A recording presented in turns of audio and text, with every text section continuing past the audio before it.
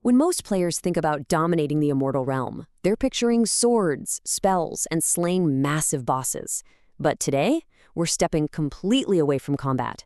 We're going to look at the real power players in the game, the Tycoons. In this explainer, we're breaking down a pure economy-focused crafter build that literally lets you pull the strings of the server's entire marketplace. So let's dive right in and contrast your standard combat loop with the highly lucrative, strategy-driven crafting loop. A combatant's life is honestly pretty straightforward, right? You find a monster, you slay it, you take its loot. Simple. But a crafter's gameplay loop? It's entirely different. It's all about gathering raw materials, refining them, producing high-demand goods, and ultimately achieving total market dominance. The entire economy of the Shard actively relies on players who commit to this path. Here's our game plan for this explainer. We'll cover your skill foundation, the Grandmaster training grind, equipping the artisan, ruling the player economy, and finally, mitigating your risks. All right, Phase 1, building your skill foundation. Well, the biggest hurdle right out the gate is that you literally cannot do everything. You have a hard cap of exactly 700 skill points. That's it.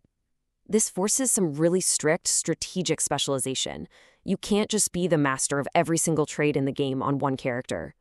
The most successful approach is to pick 2 or 3 trades that share resources and synergize perfectly.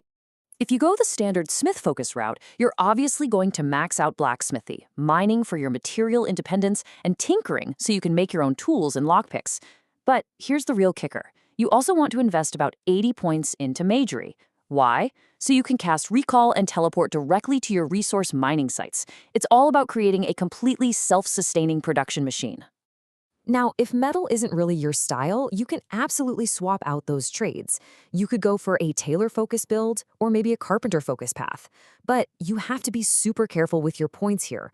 For example, a bow-focused build requires you to max out bowcraft to make the actual bows, plus carpentry just to produce the raw wooden shafts. Every single skill point has to be accounted for. This is where it gets kind of counterintuitive. As a crafter, you're actually going to push your strength stat to the absolute maximum of 100. You're not doing this to hit enemies harder. You're doing it purely to handle the massive weight of raw ore. You pair that with 60 intelligence so you have enough mana to cast those recall spells we talked about, and 65 dexterity to optimize the speed at which you're using your workshop tools. Moving right along to Phase 2, the Grandmaster training grind. This sequence right here outlines your journey. You're going to start off with NPC trainers in New Haven to grab your baseline 30 points. Then, you embark on massive mining runs to build up a huge ore pile. You push your smithy skill by crafting endless piles of daggers and kite shields. You level tinkering by making your own smith hammers. Step by step, you're pushing toward Grandmaster status. Look, I'm going to be completely real with you here. Reaching Grandmaster across multiple crafting skills is a serious grind. We're talking anywhere from 150 to 300 hours of gameplay, depending on how efficient you are. But, as you'll see in just a minute, the late-game payout is absolutely worth this investment. You weren't just leveling a character, you were building an economic engine. As you're grinding those hours away, you're inevitably going to hit a wall and ask yourself a critical question. Do you need to venture into the dangerous open PvP zone of Felucca, or could you just stay in the safe zones forever? The short answer? Yes. To hit the absolute top tier, you have to engage with Felucca tier crafting. A pure safe zone crafter can definitely make excellent gear, but the absolute best items in the game demand that you take risks. Things like Fel Iron ingots, draconic scales, and blood crystals, those only drop in Felucca. Plus, to access the elite Shadowforged crafting tier, you need a Grandmaster smithy and recipe deeds that are completely exclusive to Felucca. Risk literally equals reward here. All right, Phase 3, equipping the Master Artisan. You start your journey with nothing but a basic pickaxe, a standard sewing kit, and a heavy pack full of raw ore. Really humble beginnings. But by the mid-game, your loadout totally evolves. You'll be rocking exceptional armor that you forged yourself, utilizing magic attribute crafting tools to boost your success rates, and carrying bags of holding for those super heavy material runs. By the late game, your inventory changes entirely. You aren't just carrying tools anymore. You hold the keys to the entire economy. Your bank will literally look like a dragon's hoard. We're talking highly coveted runic kits, those dangerous Felucca tier deeds, and vast, deep reserves of every single material tier imaginable. You become a one-stop shop for the realm's greatest warriors. Which brings us to Phase 4, ruling the player economy. These 4 essentials are the literal blueprint for your empire.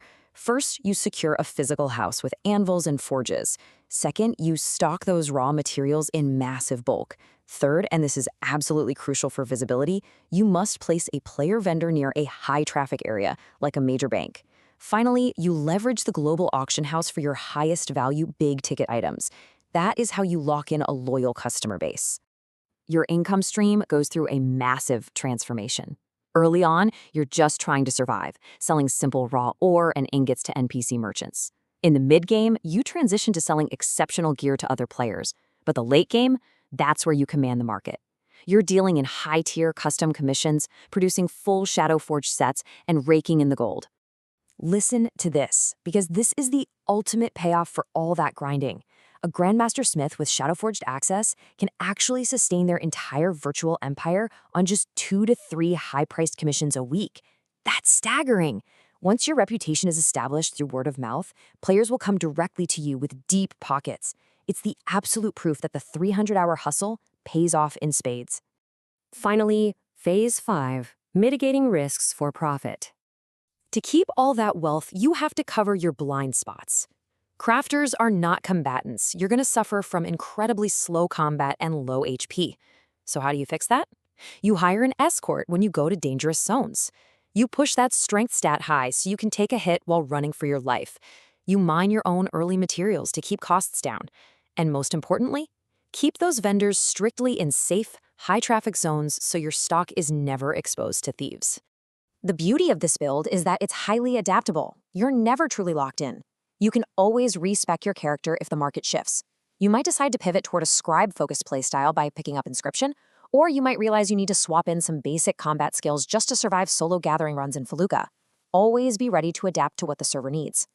So as you think about that journey, from mining your very first piece of ore all the way to fulfilling top-tier Shadowforged contracts for the server's elite, the path is pretty clear.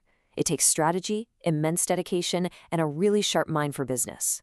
The only thing left to decide is your role in this world. Are you going to step up and pull the strings of the Immortal Realm's economy, or will you just be another paying customer? Thanks for joining us on this explainer, and we'll see you next time.